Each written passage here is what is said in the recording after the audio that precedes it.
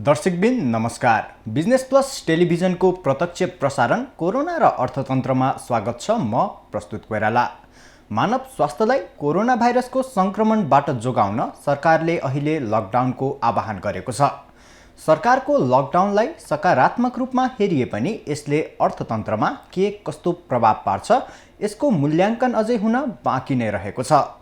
Corona virus अहिले विश्वका 215 देशहरूमा फैलिरहेको छ र संक्रमण रोकिने कुनै संकेत पनि देखिएको छैन। त्यसकारण कोरोना भाइरसले कहिले र कतिसम्म अर्थतन्त्रमा असर पार्छ यसको विश्लेषण अझै गर्न सकिने अवस्था रहेको छैन।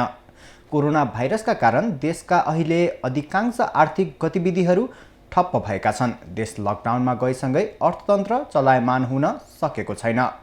नेपाली अर्थतन्त्रको मुख्य सूचक मानिने निजी क्षेत्र, पर्यटन क्षेत्र र कृषि क्षेत्र कोरोनाका कारण अत्यन्तै धराशायी बनेको छ। सरकारले निजी क्षेत्रलाई प्रोत्साहन गरेर समृद्ध नेपाल, सुखी नेपालीको सपना पूरा गर्ने लक्ष्य लिएको थियो। तर कोरोनाका कारण 2020 सुरु भए लगत्तै विश्व महामारीको रूपमा कोरोना फैलियो र यसले अधिकांश आर्थिक गतिविधिहरू ठप्प पारिदियो। देश लकडाउनमा गएसँगै अर्थतन्त्र चलायमान हुन सकेको छैन। कोरोनाले अर्थतन्त्रमा पारेको प्रभावमा पनि हामीले केही अवसरहरू देख्न सक्ने अवस्था रहेको छ भने अहिले डिजिटल पेमेन्ट लगायत अनलाइन प्लेटफर्मको लागि राम्रो प्लेटफर्म नेपालमा अहिले बनेको छ। जस्तै ई-सेवा लगायत online banking, digital payment, online wallet जस्ता अनलाइन सामग्रीहरूको प्रयोग बढ्दै गएको छ भने नेपाललाई अनलाइन प्रविधिमा उछाल ल्याउने अहिले अवस्था पनि निकै राम्रो अवस्था रहेको छ। दर्शकबिन, कोरोनाले अर्थतन्त्रको अरू सूचकहरूलाई नकारात्मक असर पारे पनि अनलाइन सेवाको तर्फ भने सकारात्मक असर पारिरहेको छ। अहिले अर्थतन्त्रका मुख्य सूचकहरू चलायमान अवस्थामा रहेको छैनन्, तर अनलाइन कारोबार लगायत पैसाको कारोबारहरू भने अनलाइन सेवा मार्फत भइरहेको छ। त्यसै गरी इन्टरनेटको खपत पनि अहिलेको अवस्थामा बढ्दो रहेको छ। लकडाउनको कारण अधिकांश मानिसहरू आफ्नो घरमा रहेको कारण इन्टरनेटको प्रयोग बढ्दो रहेको र अनलाइन सेवाको प्रयोग पनि बढ्दो रहेको हुनाले अहिले इन्टरनेट र अनलाइनको सेवालाई थप अवसरको रूपमा हेरिएको छ भने अर्थतन्त्रको अरू सूचकहरूमा चुनौतीको रूपमा हेरिएको छ। दर्शकबिन, कोरोना र अर्थतन्त्रको प्रत्यक्ष प्रसारणमा हामी फेरि पनि जोडिएका छौँ ई-सेवाका सिइओ अर्थात् ई-सेवाको सिइओ एवं प्रधानमन्त्रीका प्रमुख सल्लाहकार अस्कर अलीज्यूसँग। आउनुहोस् उहाँलाई कार्यक्रममा स्वागत गरौँ। अस्कर सर, कार्यक्रममा स्वागत छ। धन्यवाद। अहिले देश लकडाउनमा गएको बेला डिजिटल वालेट ई-सेवाको प्रयोग कसरी बढेको छ? मुख्यतः अहिले चाहिँ लकडाउनले गर्दाखेरि चाहिँ धेरै बिजनेसको एक्टिभिटिजहरू पनि एकदमै लो स्केलमा चाहिँ पर्फर्म गरिरहेछन् र मुख्यतः चाहिँ जस्तै हामीले जुन एउटा सोसियल डिस्टेन्स मेन्टेन गर्नुपर्ने अहिलेको जुन अवस्था छ त्यो अवस्था हेर्दाखेरि चाहिँ यो अहिलेको खास यो जति पनि वालेट सर्भिस प्रोभाइडरहरू छन्, वालेट सर्भिस प्रोभाइडरहरूले आफ्नो इम्प्याक्ट चाहिँ देखाउने बेला यही नै हो। अनि जति पनि हाम्रो जस्तै अहिलेको दिनमा जति पनि मिनिमम लेभलमा भएका जति पनि आर्थिक गतिविधिहरू छन् तिनीहरूलाई चलायमान बनाउने भनेकै अहिले वालेट सर्भिस प्रोभाइडरले नै हो। वालेट सर्भिस प्रोभाइडर मुख्यतः चाहिँ हामीले हेऱ्यौँ भने चाहिँ नेपालमा 5-7वटा वालेट सर्भिस प्रोभाइडरहरू चाहिँ एक्जिस्टमा छन् र मार्केटमा अलि चाहिँ तपाईँको P2P फन्ड ट्रान्सफरदेखि लिएर जति पनि हाम्रो यो सेवा सुविधाको लागि जुन पेमेन्टको कुरा आउँछ अनि यो अहिलेको यो अवस्थामा चाहिँ यिनीहरूको ट्रान्जेक्सन चाहिँ पहिलाको भन्दा तुलनामा राम्रो र अनि कस्टमर पनि बढिरहेको स्थिति छ अहिले। अस्कर सर, जनस्थलमा अनलाइन प्रणालीको चेतना जगाउने अवस्था यही रहेको बेलामा ई-सेवाले कस्तो भूमिका खेलिरहेको छ अहिले? मुख्यतः ई-सेवा चाहिँ पेमेन्ट सर्भिस प्लेटफर्मको सर्भिस प्रोभाइडर हो ई-सेवा चाहिँ। र नेपालमा हेऱ्यो भने ई-कमर्स चाहिँ पहिला पनि थियो तर यसको इम्प्याक्ट चाहिँ नेपालको केसमा हेर्दाखेरि चाहिँ त्यति धेरै हाई लेभलमा आइसकेको थिएन। तर अहिले लकडाउनले गर्दाखेरि चाहिँ मान्छेहरूले ई-कमर्समा इन्ट्रेस्ट देखाउने र ई-कमर्स नै एउटा चाहिँ अहिलेको अवस्थामा चाहिँ एउटा भरपर्दो माध्यमको रूपमा चाहिँ अगाडि आइरहेको स्थिति छ, जसले गर्दाखेरि चाहिँ ई-कमर्सको ट्रान्जेक्सन पहिलाभन्दा बढेको छ। सरकार आफैले पनि खाद्य संस्थान मार्फत चाहिँ एउटा ई-कमर्सको प्लेटफर्म उसले चाहिँ नेपाल सरकारले पनि लन्च गरेको छ र त्यो सँगसँगै चाहिँ भागबण्डी नि भयो अनि बिग मार्टहरू भए त्यो लगायत चाहिँ अरू पनि ई-कमर्समा चाहिँ इ कमर्स मार्फत चाहिँ अहिले आफ्नो सेवा सुविधाहरू अगाडि बढाइरहेको स्थितिमा मुख्यतः चाहिँ पेमेन्ट सर्भिस प्रोभाइडरको इम्प्याक्ट चाहिँ पहिलाभन्दा धेरै नै बढेको छ। प्रधानमन्त्रीको प्रमुख सल्लाहकार हुनुभएको हिसाबले पनि आइटी क्षेत्रलाई थप प्रभावकारी बनाउन राज्यले कस्तो भूमिका अपनाउन जरुरी देख्नुहुन्छ? म प्रधानमन्त्रीजीको प्रमुख सल्लाहकार भन्दा पनि सूचना प्रविधि विज्ञको रूपमा छु त्यहाँ चाहिँ। र अहिलेको जस्तै हामीले सूचना प्रविधिलाई चाहिँ योभन्दा अगाडिदेखि नै हामीले धेरै नै प्रभावकारी रूपमा लानुपर्छ भन्ने हिसाबले काम गर्न खोजिरहेका थियौँ। र त्यसको इम्प्याक्ट र त्यसको आवश्यकता महसुस चाहिँ अहिलेको यो लकडाउनको पिरियडमा अझ बेसी चाहिँ महसुस भएको छ। जसले गर्दाखेरि चाहिँ जस्तै हामीले नेपाल सरकारले अब यो कोभिड-19लाई पनि मुख्य लक्षित गरेर केही एप्सहरू पनि लन्च गरेको छ र यो सूचनाहरूलाई एकीकृत गर्ने हिसाबले चाहिँ पोर्टलहरू पनि निर्माण गरेको छ। त्यो चाहिँ सूचनाको हकको कुरा भयो। र त्यो सँगसँगै चाहिँ नेपाल सरकारले आम नागरिकको दैनिक जीवनमा आइपर्ने समस्या र आपूर्ति सम्बन्धी समस्याको समाधानको लागि चाहिँ नेपाल सरकारले चाहिँ आफूले गर्ने भन्दा पनि प्राइभेट सेगमेन्ट अथवा जो चाहिँ सेवा प्रदायकहरू छन् उहाँहरूलाई नै सहयोग गर्दै हजुर सर नेपाल सरकारले चाहिँ यो खालको नागरिकहरूको दैनिक जीवनमा आइपर्ने चाहिँ कुराहरूको एक्सेसको लागि चाहिँ नेपाल सरकार आफैले पनि एउटा पोर्टल लन्च गरेको छ खाद्य संस्थान मार्फत। र त्यो सँगसँगै चाहिँ प्राइभेट सेगमेन्टमा जे जति कामहरू गर्न सकिन्छ मुख्यतः चाहिँ नेपाल सरकारले प्राइभेट सेगमेन्टलाई नै फेसिलिटी गर्दै लाने हो। जस्तै चाहिँ अब कुनै पनि इ कमर्स सञ्चालन गर्ने कम्पनीहरूलाई केही खालको समस्याहरू छ भने चाहिँ त्यो अलि जस्तै आपूर्ति सम्बन्धी समस्याहरू भयो, यो अलिकति बाहिर त मोबिलिटीको समस्याहरूको लागि चाहिँ नेपाल सरकारले त्यसमा फेसिलिटी गरेर प्राइभेट सेगमेन्टलाई नै अगाडि लाने रणनीतिमा चाहिँ छ। निजी क्षेत्र यो आइटीको फिल्डमा कतिको प्रभावकारी देख्नुहुन्छ? कतिको सक्षम छन् नेपालीको निजी क्षेत्र आइटीको क्षेत्रमा?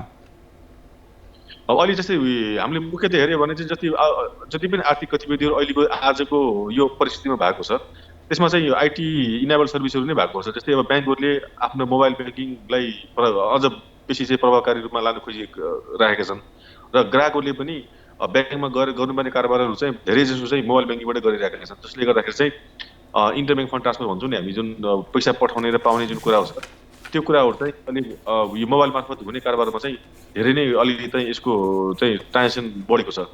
र त्यो सँगसँगै चाहिँ भुक्तानी सेवा प्रदायकहरूको पनि हेऱ्यो भने चाहिँ पहिलाभन्दा ट्रान्जेक्सन धेरै नै बढेको छ अहिले। र अनि जस्तै नेपाल टेलिकम र एनसेलको जुन जति पनि रिचार्जको कुराहरू थियो त्यो पहिलाको तुलनामा अहिले चाहिँ डिजिटल च्यानलबाट हुने ट्रान्जेक्सन चाहिँ धेरै मात्रामा बढेको छ।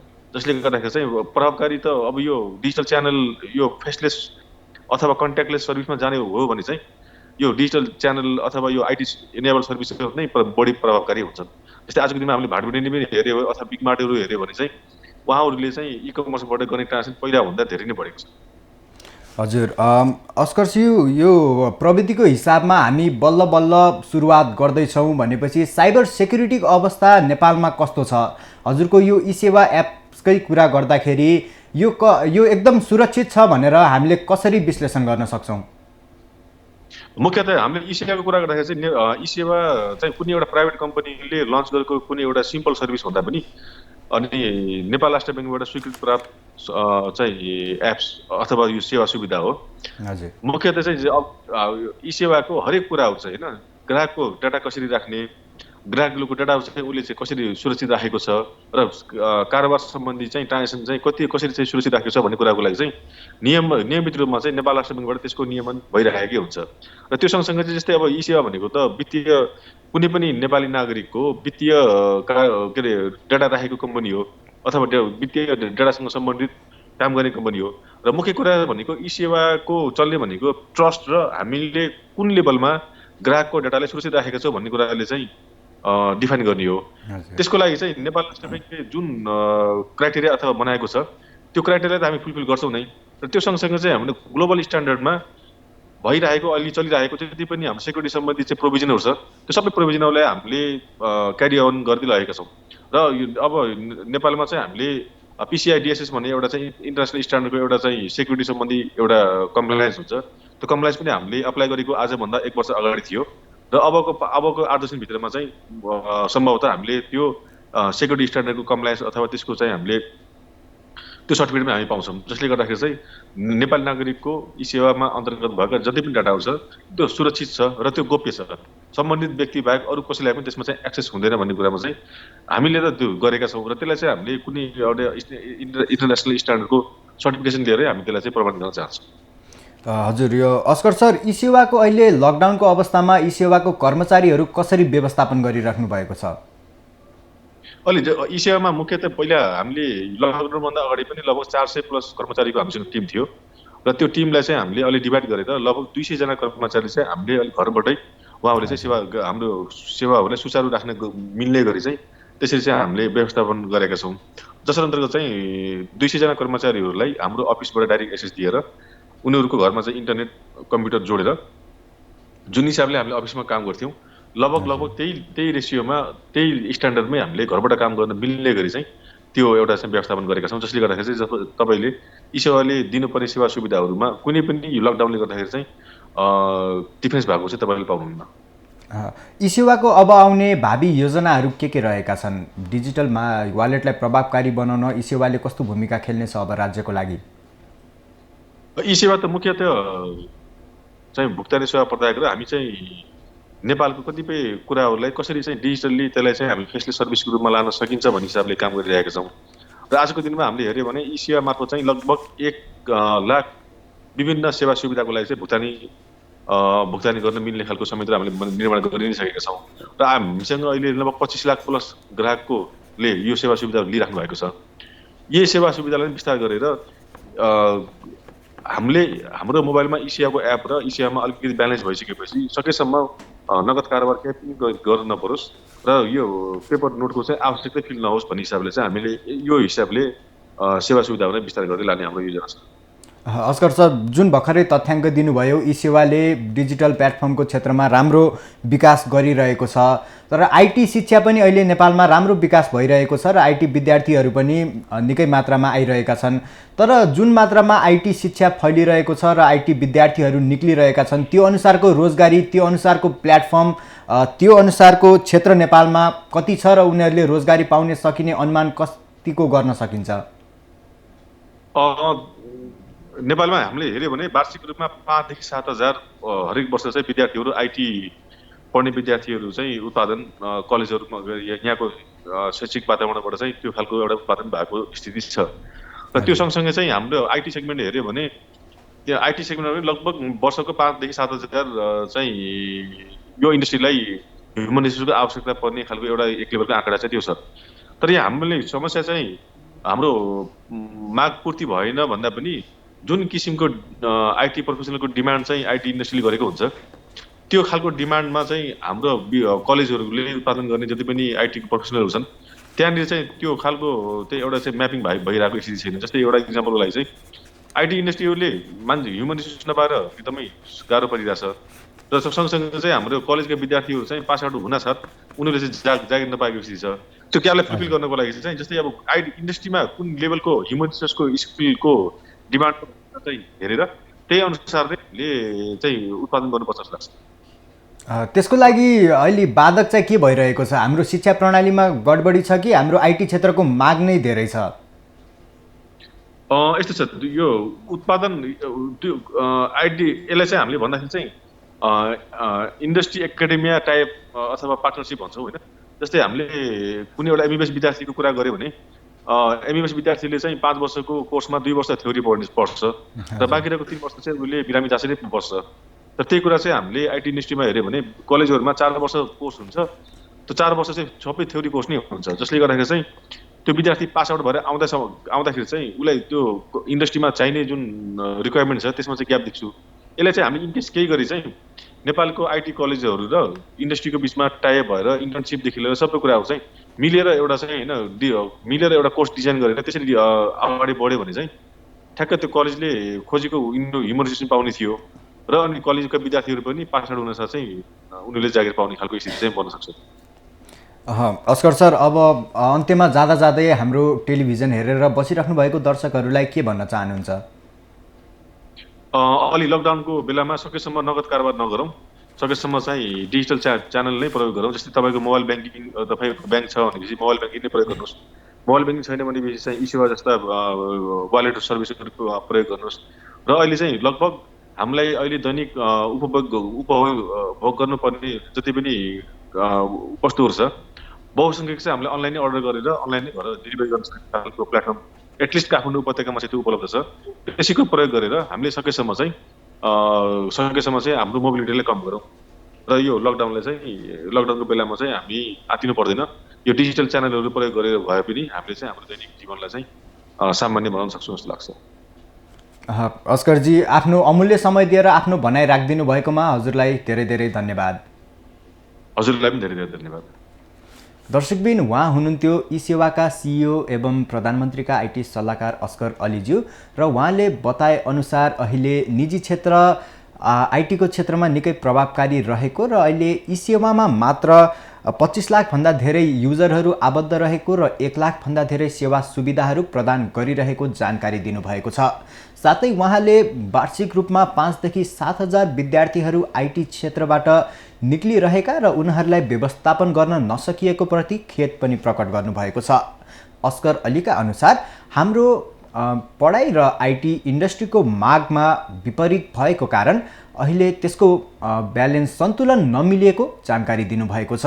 आइटी इन्डस्ट्रीको माग एकतिर र शिक्षा प्रणालीको सेवा एकतिर रहेको हुनाले विद्यार्थीहरू राम्रो निक्लिए पनि माग अनुसारको व्यवस्था नभएको जानकारी उहाँले दिनुभएको छ। दर्शकबिन, हामी कोरोना र अर्थतन्त्रको प्रत्यक्ष प्रसारणमा रहेका छौँ। कोरोनाले अर्थतन्त्रमा पारेको प्रभाव र अहिले डिजिटल पेमेन्टको अवस्थाको कस्तो रहेको छ भन्ने बारे हामीले जानकारी गराइरहेका छौँ।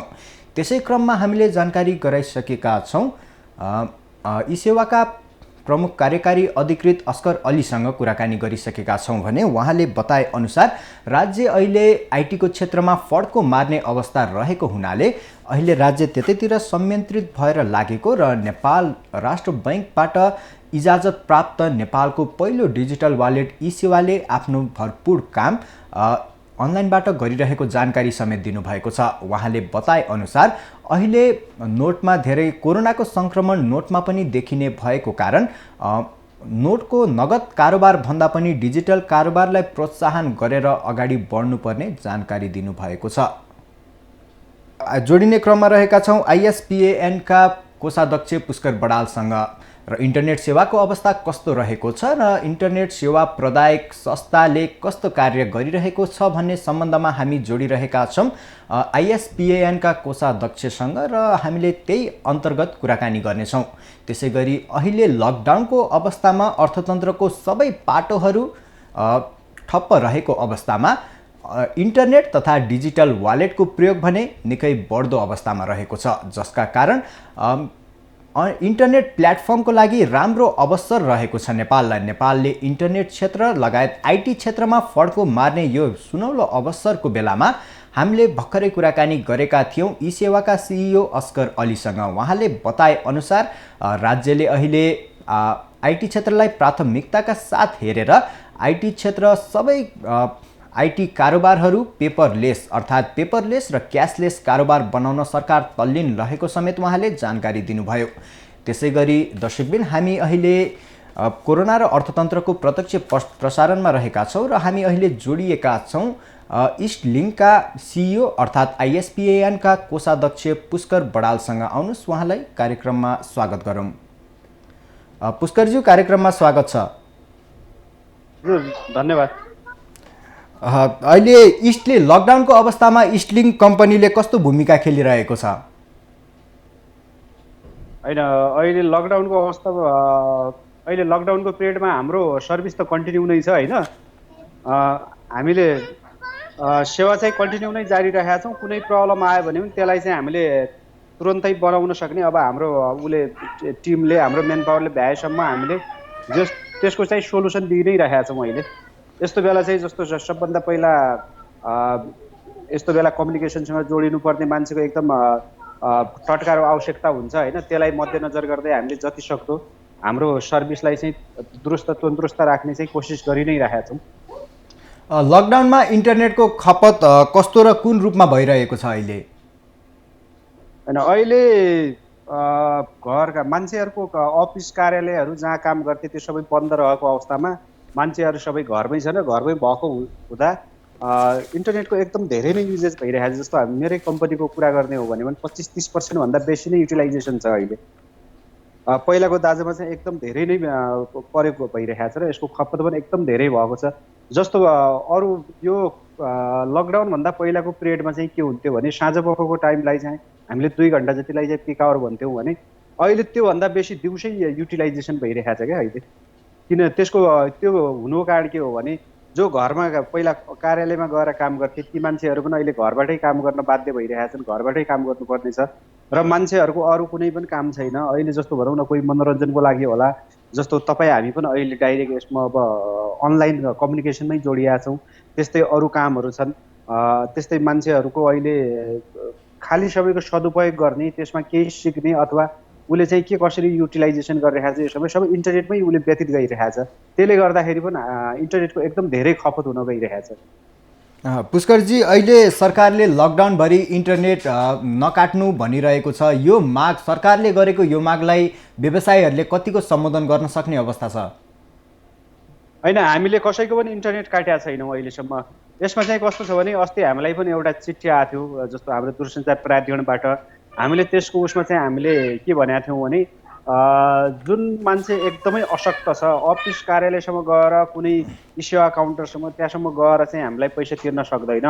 र कुनै घरमा कस्तो छ भने हाम्रो त धेरै दाजुभाइहरू बाहिर छन्, हामी त रेमिटान्समा धानेको देश हो, उनीहरूको बुढा बाबामाहरू घरमा हुनुहुन्छ, उहाँहरूको चाहिँ इन्टरनेट एक्कासी एक्सपायर भयो भने त्यस्तो केसमा पनि हामीले पैसा नलिकन पछि तिर्ने हिसाबले चाहिँ हामीले सबैलाई रिन्यू गरिदिइरहेका छौँ। तर जसले सक्छ, जोसँग एक सेवाको एक्सेस छ, अनलाइन डिजिटल पेमेन्टको एक्सेसहरू छ, ती कस्टमरको हकमा चाहिँ हामीले के भनेका छौँ भने हामीले रिक्वेस्ट गरेका छौँ तपाईँहरू पैसा तिर्दिनुहोस्। जस्तो हामीले पनि यो टाइममा हामीभन्दा माथिको प्रोभाइडरहरू जस्तो इन्डियन प्रोभाइडरहरू छ, कसैको चाहिँ त्योभन्दा बाहिर सिङ्गापुरको, कसैको हङकङको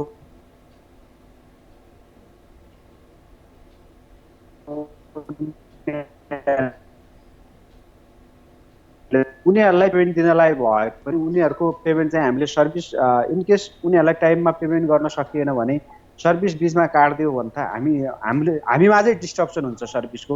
त्यसले गर्दाखेरि हामीले चाहिँ जो डिजिटल पेमेन्टको माध्यममा कनेक्टेड हुनुहुन्छ उहाँलाई चाहिँ तिरेर एक्सेस गर्नुहोस्, जसले गर्दाखेरि सेवा पनि सुचारू गर्न सजिलो हुन्छ र तपाईँहरूलाई यो यस्तो क्रिटिकल टाइममा चाहिँ सहयोग गर्ने, सपोर्ट गरिराख्ने जुन हाम्रो स्टाफहरू छ उहाँलाई पनि हामीले रेगुलर रूपमा चाहिँ स्यालेरीहरू त दिनै पर्यो। त्यो पनि हामीले दिनबाट वञ्चित नहोस्, तपाईँहरूकै सर्भिस दुरुस्त तन्दुरुस्त रहोस् भन्ने हिसाबले हामीले चाहिँ सबैलाई चाहिँ जो सक्त हुनुहुन्छ, जसले सक्नुहुन्छ, जो डिजिटल पेमेन्टको माध्यममा चाहिँ जसको सजिलो एक्सेस छ उहाँहरूलाई चाहिँ सर्भिस पैसा तिरेर कन्टिन्यू गर्नुहोस् भन्नेलाई हामीले रिक्वेस्ट गरिराखेका हो। चाहिँ पुष्करजी, सेवा प्रदायकसँग कस्टमरहरू सधैँ गुनासो मात्रै गरिरहन्छन्, कहिले स्पिड भएन, कहिले अपलोड स्पिड भएन, कहिले डाउनलोड स्पिड भएन। कस्टमरबाट यस्तो गुनासोहरू सधैँ किन आइरहेको छ पुष्करजी? होइन, हेर्नुहोस्, एउटा कुरा हामीले एउटा कुरा विचार गर्नुपर्ने कुरा के हो भने इन्टरनेट भन्ने कुरा जस्तो हाम्रो देशमा बन्दैन। यो कुरा यो संसारभरिको नेटवर्कको चाहिँ एउटा जालो जस्तै हो। जस्तो बाहिरबाट आउँदाखेरि समुद्री मार्ग भएर इन्डियाभित्र पस्छ, इन्डियाबाट चाहिँ त्यसपछि नेपालको बोर्डर भएर नेपाल आउँछ, त्यसपछि काठमाडौँ आइपुग्छ, काठमाडौँबाट चाहिँ नेपालभरिको सबै ठाउँमा डिस्ट्रिब्युटेड भइरहेको हुन्छ। त्यसले गर्दाखेरि हामीले टाढा टाढाको सर्भरहरूसँग एक्सेस गरिरहेका हुन्छौँ र त्यो बाटो नै आफैमा धेरै लामो छ। र त्यति हुँदाहुँदै पनि हामीले चाहिँ के गरिरहेका छौँ भने जस्तो बाहिरतिर बल्ल तल्ल अप्टिकल फाइबरहरूको मिडियमबाट इन्टरनेट दिने चलन आइरहेको छ, तर नेपालमा हामीले आजभन्दा 4-5 वर्ष अगाडिदेखि नै जुन एफटिटिएच भनिरहेका छौँ त्यसको चाहिँ एकदम द्रुत गतिमा विकास गरिसकेका छौँ। त्यसले गर्दाखेरि बाहिरको दाजुमा हामीले एकदम सर्भिस बाहिरको दाजुमा धेरै नै राम्रो दिया हो र धेरै नै सस्तो दिया हो। अझै हाम्रो चाहिँ के छ भने इकोनोमिक हिसाबले हाम्रो जुन जिटिपीको हिसाबले त्यो इकोनोमिक हाम्रो एउटा के भन्छन् पर्चेसिङ क्यापेसिटीको हिसाबले पनि अलि बाहिरको दाजुमा हामीसँग अलिकति कम नै छ।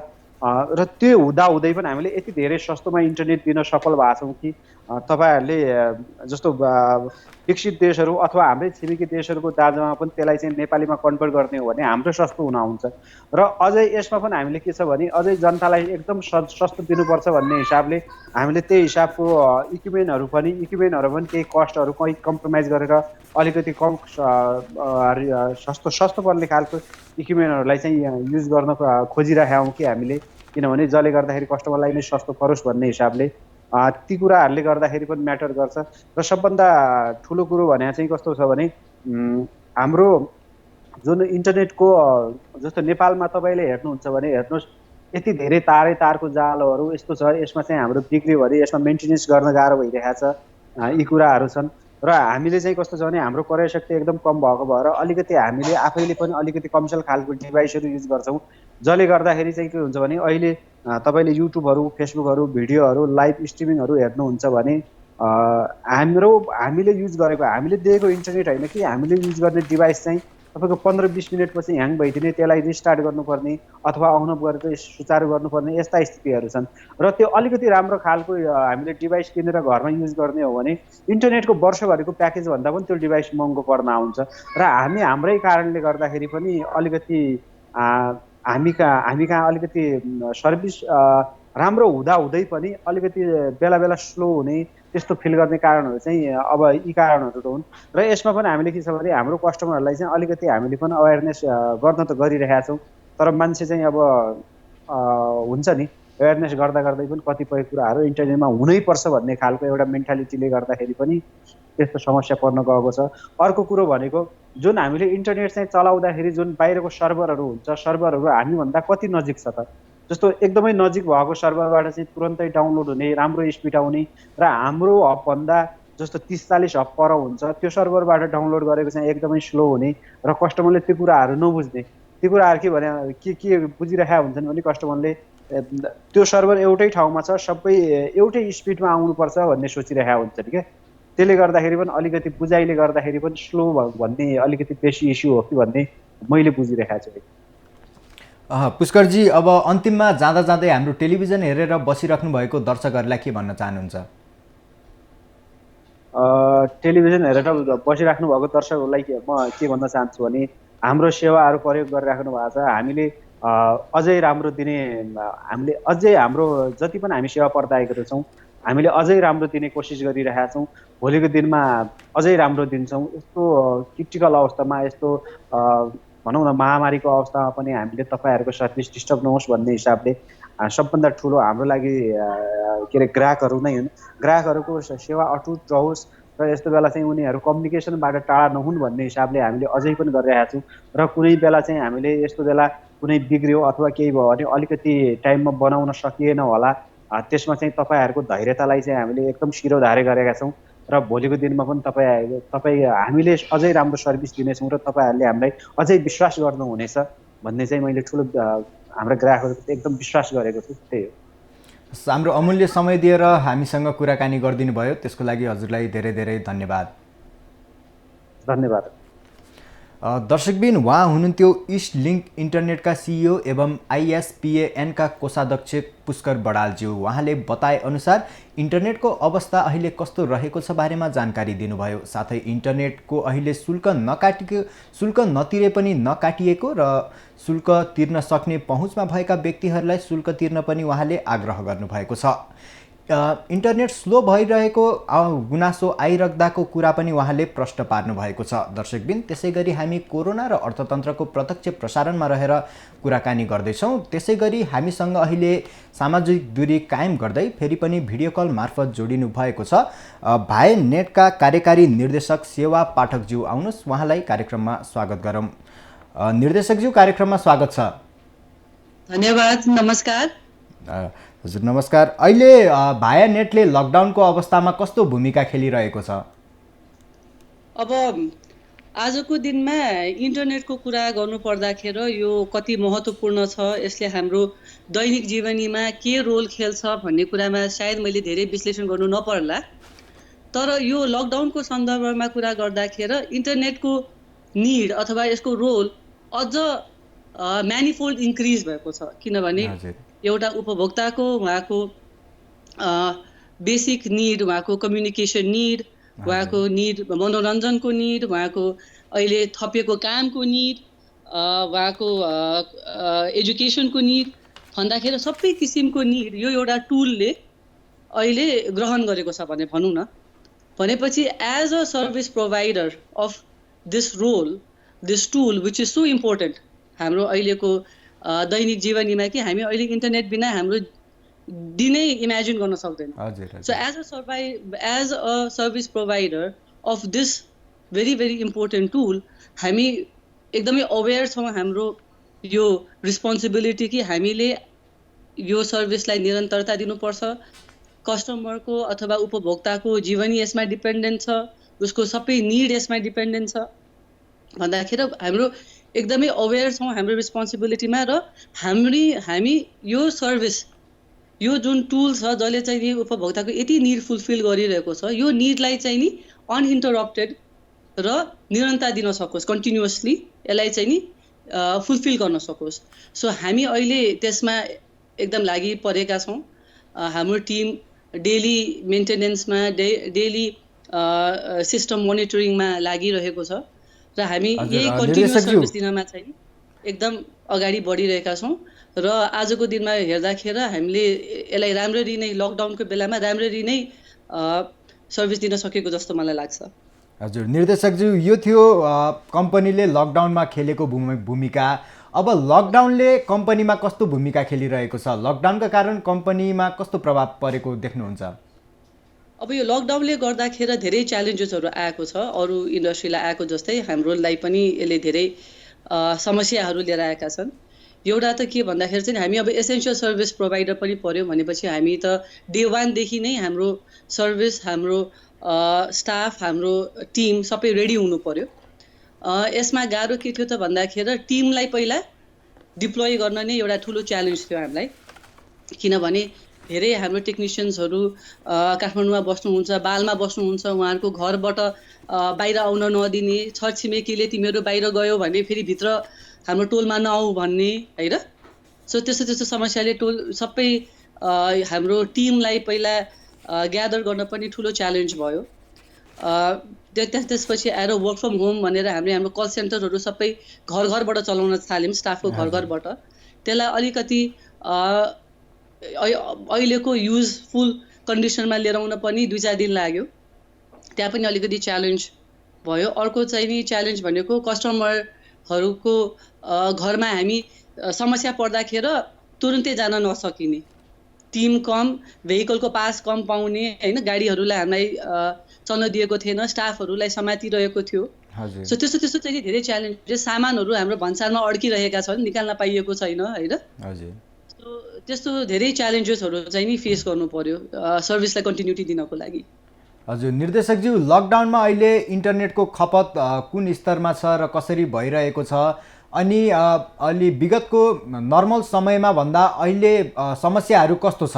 नर्मल समयमा र अहिलेको उसमा कस्टमरहरूको गुनासो कतिको आइरहेको छ? कस्टमरहरूको गुनासो चाहिँ नि कस्तो छ भने अहिले हजुर सबैजना कनेक्टेड हुनुहुन्छ होइन, सबैजना घरबाट बिहानदेखि बेलुकासम्म इन्टरनेटको युसेज भाइरलमा मात्र नभएर नेपालदेखि लिएर बाहिर पनि इन्टरनेटको कन्जम्सन नै बढेको छ होइन। वर्ल्ड वाइड कन्जम्सन नै अहिले 40%ले बढेको छ इन्टरनेटको कन्जम्सन, किनभने सबैजना घरमा बसेर स्कुलहरू चलेको छ होइन, अनलाइन स्कुलिङ छ, वर्क फ्रम होम छ, अनलाइन सर्भिसेसहरू छ। सो सबै सर्भिसेसहरू अनलाइन चल्ने रहेको अवस्था भएको भएर चाहिँ इन्टरनेटको खपत बढेको छ। सबैजना जहिले पनि अनलाइन हुने भएको भएर स्लो इन्टरनेट हुने, किनभने हजुरको यो वाइफाई डिभाइसेसहरू पनि इन्टरफियर हुन्छ होइन। सो इन्टरफियरेन्स हुने समस्याहरू छन्। र अर्को चाहिँ नि हामी भनेकै बेलामा जुन पहिला हामी त क्लाइन्टले भन्ने बित्तिकै क्लाइन्टको घरमा पुग्न सक्थ्यौँ उहाँहरूको समस्या समाधान गर्नको लागि। अहिले चाहिँ नि टिम पनि कम र क्लाइन्टले आफैले पनि भित्राउनु हुन्न, कतिले चाहिँ नि के नआऊ बरु बाहिरबाट हेर भनेर भन्नुहुन्छ होइन। सो त्यसले गर्दाखेरि पनि त्यस्तो च्यालेन्जेसहरू छ। अब अफिसेसहरू धेरै बन्दै हुनुहुन्छ अहिले, अफिसहरू, कोर्पोरेटहरू घरको होम युजरहरू मात्र चलाइराख्नु भएको देखिन्छ। त त्यसले गर्दाखेरि हामीलाई रेभेन्यू लस पनि भइरहेको छ। हामी नयाँ जडान गर्न सकेका छैनौँ, खालि सपोर्ट मात्र गरिरहेका छौँ अहिले। हजुर निर्देशकज्यू, हजुर सरकारले पछिल्लो समय लकडाउनभरि इन्टरनेट नकाट्नु भनेर एउटा निर्देशन दिएको छ।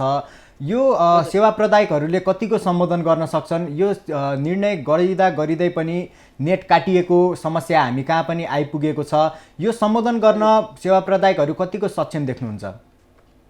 अब हामीले सेवा प्रदायकहरूले के गरेको थियौँ भन्दाखेरि जब पहिलोपल्ट लकडाउन फर्स्ट पहिलो एक साताको लागि मात्र जब लकडाउन गरिएको थियो त्यो बेला चाहिँ हामीले ग्राहकहरूको ऊ काटेनौँ, इन्टरनेट पनि काटेनौँ, उहाँहरूको चाहिँ नि 1 हप्ता चाहिँ नि चलि नै रहेको थियो। त्यो पछि चाहिँ नि हामीले के गर्यौँ त भन्दाखेरि हामीले विद्युतीय माध्यमबाट हाम्रो ग्राहकहरूले तिर्न सक्नुहुन्छ। हामीले हाम्रो काउन्टरहरू खोल्न थाल्यौँ। त्यसपछि अहिले तपाईँले सेवा प्रदायकहरूको ठाउँ ठाउँमा दिनको 3 घन्टा 4 घन्टा हेरिकन काउन्टर खोलिरहेका छौँ कलेक्सनको लागि होइन। र तपाईँले आफ्नो भिजा कार्ड डेबिट कार्ड छ भने पनि सजिलैसँग ग्राहकहरूले पैसा तिर्न सक्नुहुन्छ। ब्याङ्कको खाताहरूमा गएर पैसा तिर्न सक्नुहुन्छ। र कोही एकदम असक्षम हुनुहुन्छ, असक्त हुनुहुन्छ, आउन सक्नु हुँदैन भने हामीले उहाँहरूको घर घरमा गएर पनि कलेक्सन गरिरहेका छौँ। सो सेवा प्रदायकहरूले अहिले सकेसम्म ग्राहकलाई, किनभने हामीलाई के बाध्य छ त भन्दाखेरि हामीले सर्भिस त रन गर्नु पर्यो, चलाउनु पर्यो होइन। हाम्रो स्टाफलाई त राख्नु पर्यो, तलब खानिदिनु पर्यो, बिजुली पानी बत्ती सबैको त्यो रिसोर्स त चलाउनु पर्यो भन्दाखेरि त हाम्रो आय स्रोतै ठ्याप्पै 0 हुने भन्दाखेरि त हामी झन् कसरी गर्न सक्छौँ होइन। त्यो त चलाउनै नसकिने अवस्था हुने भएको हुनाले हामीले चाहिँ बरु हामी ग्राहकलाई कसरी सहज बनाइदिने, उहाँहरूको पेमेन्टको लागि हामीले कसरी सजिलो बनाइदिने, उहाँ आउन सक्नुहुन्न भने पनि हामी कसरी पुग्ने त उहाँकोमा भनेर चाहिँ हामीले सबै किसिमको टुल्सहरू हामीले युज गरेका छौँ। ग्राहकले आफैले पनि रिन्यू गरेपछि उहाँलाई हामीले 3 दिनसम्मको ग्रेस पिरियड दिएको हुन्छौँ पेमेन्ट गर्नको लागि होइन। त्यो बेलामा उहाँले विभिन्न ठाउँबाट पेमेन्ट अरेन्ज गर्न सक्नुहुन्छ होइन। सो तर हामीलाई चाहिँ के चाहिँ गाह्रो भयो भने तपाईँहरू अब ठ्याप्पै यो लकडाउन फेरि कहिलेसम्म लम्बिने हो त होइन। 1 हप्ता हो कि 2 हप्ता 1 महिना यसको कुनै पनि हामीले लाइन अफ साइट नदेखेको भएर र हाम्रो रेस्पोन्सिबिलिटी भनेको कन्टिन्युसली सर्भिस दिनु पर्यो, इन्टरप्सन हुनु भएन होइन।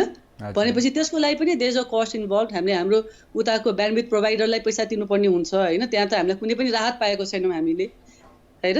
सो त्यसले गर्दाखेरि चाहिँ नि अलिकति त्यो प्र्याक्टिकल नदेखिएको, बरु हामी कसरी सजिलोसँग जाने, कसरी कस्टमरलाई पैसा तिर्न सजिलो वातावरण बनाउनेतिर हामी लागेको भएर चाहिँ नि हामीले अहिले चाहिँ त्यही उहरू अप्नाइरहेका छौँ। निर्देशकज्यू, पछिल्लो समय पिक आवरमा मात्रै नेटले एकदमै स्लो काम गरिरहेको छ, नेटले राम्रोसँग काम गरिरहेको छैन भनेर कस्टमरहरू गुनासो गरिरहन्थे। अहिलेको अवस्थामा त हामी सबै समयलाई नै पिक आवर भन्न सकिने समय छ। यस्तो अवस्थामा सधैँ आइराख्ने गुनासोहरूलाई कसरी सम्बोधन गरिराख्नु भएको छ? अब अहिले हामीले हेर्दाखेरि अब पहिला त हाम्रो पिक आवर बेलुका हुन्थ्यो भने अहिले तपाईँको पिक आवर बिहानदेखि नै सुरु हुन्छ, किनभने सबैजना घरमा हुनुहुन्छ, सबैको कनेक्टेडै छ होइन। सो त्यसले गर्दाखेरि तपाईँको स्लो हुनेमा हाम्रो जुन पहिलाको केसेस भन्दा त्यस्तो भाइरसको केसमा मैले भन्दाखेरि पहिलाको भन्दा एकदम ड्रास्टिकली बढेको छैन होइन। हामी जुन रेन्जमा पहिला हुन्थ्यौँ लगभग त्यस्तै रेन्जतिरै छौँ। कतिमा चाहिँ ग्राहकहरूले कस्तो गर्नुहुन्छ भने त्यो डिभाइसलाई पनि चलाइदिनुहुन्छ क्या भित्र होइन। त्यो चलाइदिँदाखेरि त्यो हाम्रो यो टर्ममा अप्टिकल पावर लस भनेको चाहिँ त्यो लसहरू भइदिन्छ। सो त्यस्तोले गर्दाखेरि पनि स्लोनेस हुन्छ। अब एउटा चाहिँ कस्तो छ भने यो वाइफाई जुन हामी युज गर्छौँ यो वाइफाईको प्रविधि नै कस्तो छ त भन्दाखेरि यो इन्टरफियर हुन्छ क्या। यसको यो टेक्नोलोजी भाषामा भन्नुपर्दा यो इन्टरफियरेन्स हुने खालको हो। यो कुनै लाइसेन्स्ड ब्यान्ड होइन, अनलाइसेन्स ब्यान्ड हो। भनेपछि सबै तपाईँको घरभरि सबैले एउटै फ्रिक्वेन्सीमा रेडियो चलाए जस्तो भयो क्या। अब सबैले एउटै रेडियो एउटैमा चलाउने हो भने त झ्यारो हुन्छ नि। सबैको 24 घन्टा सबै तपाईँको घरको छिमेकीको सबै नजिकै त्यो फ्रिक्वेन्सीमा चल्दाखेरि चाहिँ नि इन्टरफियरेन्स हुनसक्छ होइन। सो त्यो बेलामा हामीले अब राउटरलाई रिसेट गर्नुपर्ने आदि इत्यादि गरिरहेको हुन्छ। हामीले पनि हाम्रो यतापट्टि चाहिँ नि हाम्रो मोनिटरिङमा चाहिँ नि ट्राफिक म्यानेजमेन्ट भन्छौँ हामी। ट्राफिक म्यानेजमेन्ट गरेर कस्टमरलाई स्लो नहुने हिसाबले हामीले पनि यता चाहिँ नि गरि नै रहन्छौँ। तर तपाईँको कन्जम्सनै बढेको छ क्या। कन्जम्सनै एकदमै नै हाई भएको भएर पनि अलिकति स्लोनेस भएको हुनसक्छ। तर त्यस्तो लेभलमा छैन कि अनम्यानेजेबल लेभलमा चाहिँ नि छैन। आई थिङ्क आइएसपीहरूले राम्रैसँग एटलिस्ट मैले भाइनेरको तर्फबाट भन्नुपर्दाखेरि पहिलाको भन्दा एकदमै ड्रास्टिकली पनि बढेको चाहिँ नि छैन, म्यानेजेबलमै छ हामी। हजुर निर्देशकज्यू, अहिले लकडाउनको अवस्थामा कर्मचारीहरूलाई कसरी व्यवस्थापन गरिराख्नु भएको छ? कतिजना कर्मचारी छन्, यसको तथ्याङ्क केही दिन सक्नुहुन्छ हामीलाई? अब हाम्रो कर्मचारीहरूमा भन्दाखेरि हामी अब नेसन वाइड आइएसपी हौँ होइन। हामी सबै मेजर सिटिजहरूमा छौँ। हाम्रो टोटल स्टाफ भनेको 1400 जना हुनुहुन्छ हामीहरू सबैजना गरेर। अहिलेको लागि हामीले वर्क फ्रम होम र वर्क एट फिल्ड भनेर गरेको छौँ। फिल्डमा हाम्रो स्टाफहरू हुनुहुन्छ जो चाहिँ अहिले पिपिई गियर लगाउनुहुन्छ, उहाँहरूलाई कम्पलसरी उहाँहरू पिपिई गियरमै हुनुपर्छ। स्पेसली क्लाइन्टको घरभित्र जाँदाखेरि पोलमा चढ्न गाह्रो हुन्छ पिपिईले लगाएर होइन। तर उपभोक्ताको घरभित्र जाँदाखेरि चाहिँ नि उहाँहरूलाई स्ट्रिक्ट इन्स्ट्रक्सन के छ त भन्दाखेरि तपाईँ क्लाइन्टको घरभित्र जानुहुन्छ भने तपाईँ पिपिई गियर ल्याएर जानुपर्छ, मास्क लगाउनै पर्छ, ह्यान्ड सेनिटाइज हुनैपर्छ। हाम्रो काउन्टरहरू पनि सबै सेनिटाइज हुन्छ होइन। हाम्रो क्यास काउन्टरमा बस्नेहरू जुन बहिनीहरू हुनुहुन्छ उहाँहरू पनि पुरै मास्क ग्लोभ्स लगाएर मात्र काम गर्नुहुन्छ। काउन्टरमा पनि हामी सोसियल डिस्टेन्सिङ मेन्टेन गर्छौँ। सो गार्डले लाइन पनि त्यही अनुसारले मिलाएर गरिरहनु भएको हुन्छ होइन। सो हामी त्यो हिसाबले हामीले फिल्ड र काउन्टरलाई चलाएका छौँ। कल सेन्टर हाम्रो 24/7 नै चल्नुपर्ने, 24 घन्टा चल्नुपर्ने सर्भिस भएकोले चाहिँ नि हामीले वर्क फ्रम होम मोडलमा त्यसलाई चलाएका छौँ। भनेपछि सो द्याट कस्टमरहरूले सहजै रूपमा कनेक्ट गर्न पाइयोस् होइन, उहाँहरूको समस्या भन्न पाइयोस् र हामीले पहिला जस्तै सर्भिस दिन सकौँ कल सेन्टरको भनेर कल सेन्टरलाई चाहिँ हामीले वर्क फ्रम होम मोडलबाट चलाएका छौँ। जुन हाम्रो पहिलाको स्टाफहरू हुनुहुन्छ उहाँहरू धेरै जस्तो सबै वर्क फ्रम होमबाटै हुनुहुन्छ, त्यो गराइरहेका छौँ। सो त्यसरी चाहिँ नि हामीले वर्क फ्रम होम र वर्क फ्रम फिल्ड भनेर हामीले छुटाछौँ र त्यही अनुसार हामीले काम गरिरहेका छौँ। निर्देशकज्यू, अब भायानेटको लकडाउन पछि बजार खुलिसकेपछि भावी योजनाहरू के रहेका छन्? बजारमा कसरी प्रस्तुत हुने योजना छ भायानेटको? अब यो लकडाउन पछि चाहिँ नि अब मेजर हामीलाई अहिले गाह्रो भनेको सबभन्दा ठुलो भनेको नगद प्रवाहमा परेको छ, क्यास फ्लोमा छ होइन। किनभने कस्टमरहरूले तिर्न सक्नु भएको छैन, कतिजना छोडेर जानुभएको छ होइन। हामी नयाँ इन्स्टल गर्न सकेका छैनौँ। सो लकडाउन खोलेपछि हाम्रो फर्स्ट भनेको सर्भिस रेस्टोरेसन छ। कुनै ठाउँहरूमा अझ पनि हामी पुग्न सकेका छैनौँ किनभने कति ठाउँमा त्यहाँकै गाउँ भनौँ न त्यहाँकै सिटिजनहरूले पनि भित्र हामीलाई जान दिन सक्नुभएको छैन। सो हाम्रो main thing is to maintain. कति ठाउँहरूले हामीले अपग्रेड गर्नुपर्ने छ सिस्टम्सहरू, त्यहाँ अपग्रेड गरिन्छ र हामी फेरि ब्याक टु सकेसम्म चाँडै ब्याक टु आवर नर्मलमा जाने हाम्रो योजना छ। किनभने इन्टरनेट भनेको चाहिएको पनि छ र ऊ पनि छ होइन, जरुरी पनि छ। र हामी हाम्रो सर्भिस कसरी राम्रो कन्टिन्युटी दिने र कसरी ग्राहकहरूलाई जडान गर्ने, जुन अहिले जडानको हामीलाई कति रिक्वेस्टहरू आइरहेको छ हामीले गर्न सकेका छैनौँ। अहिले क्लाइन्टको घरमा जान सकेका छैनौँ, सामान आएको छैन होइन। सो हामी चाहिँ त्यसलाई चाहिँ फेरि स्ट्रिमलाइन गरेर फेरि चाँडैभन्दा चाँडै क्लाइन्टको समस्या समाधान र नयाँ जडान गर्न सक्ने र क्वालिटी इन्टरनेट दिन सक्ने मै हामी लागेका छौँ र हामी त्यसमै नै ऊ गर्छौँ, अगाडि बढ्छौँ। निर्देशकज्यू, अब अन्त्यमा जाँदा जाँदै टेलिभिजन हेरेर बसिराख्नु भएको दर्शकहरूलाई के भन्न चाहनुहुन्छ? म टेलिभिजन हेरेको दर्शकहरूलाई स्टे सेफ भन्न चाहन्छु होइन। यो कोभिड-19 भनेको एकदमै डिस्ट्रप्टिभ छ अहिले होइन। यसले धेरै कुराहरू चेन्ज गर्छ होला, हामी कसरी काम गर्छौँ, हामी कसरी आफूलाई प्रस्तुत गर्छौँ, यो सबै यसले चेन्ज गर्छ जस्तो मलाई लाग्छ। सो म सबै दर्शकहरूलाई स्टे सेफ, इन्टरनेटबाट आफूलाई चाहिने सिपहरू अहिले सिक्ने टाइम हो जस्तो लाग्छ। कि तपाईँलाई नयाँ चिज गर्न मन छ, कि नयाँ कुरा सिक्न चाहनुहुन्छ भने अहिले जस्तो टाइम पछि पाउनुहुन्न होला जस्तो लाग्छ मलाई। सो नयाँ आफूलाई अपग्रेड गर्नको लागि सिक्नु होला, आफ्नो फ्यामिलीसँग टाइम स्पेन्ड गर्नुहोस् होइन। र खोलेपछि कसरी अगाडि बढ्ने त, किनभने यो सिचुएसन फरक हुनसक्छ अहिलेको भन्दा, त्यसमा पनि अलिकति सोचेर आफूलाई त्यही अनुसारले प्रिपेयर गर्नुहोस् भनेर भन्न चाहन्छु। हस्, आफ्नो अमूल्य समय दिएर आफ्नो भनाइ राखिदिनु भएकोमा हजुरलाई धेरै धेरै धन्यवाद। हजुर धन्यवाद, नमस्कार। दर्शकबिन, उहाँ हुनुहुन्थ्यो भायानेटको कार्यकारी निर्देशक सेवा पाठकज्यू र उहाँले बताए अनुसार भायानेटको कस्टमरमा कुनै वृद्धि नभएको र सेवा पनि राम्रोसँग चलिरहेको जानकारी दिनुभएको छ। साथै सेवा प्रदायकलाई शुल्क छुट दिने निर्णयमाथि उहाँले कम्पनीको रेभिन्यूलाई नै अड्काएर छुट दिन नसकिने पनि बताउनु भएको छ। दर्शकबिन, कार्यक्रम कोरोना र अर्थतन्त्र अहिलेलाई यति नै। थप प्रसङ्ग लिएर पुनः उपस्थित हुने नै छौँ। अहिलेलाई एकैछिनको विश्राम।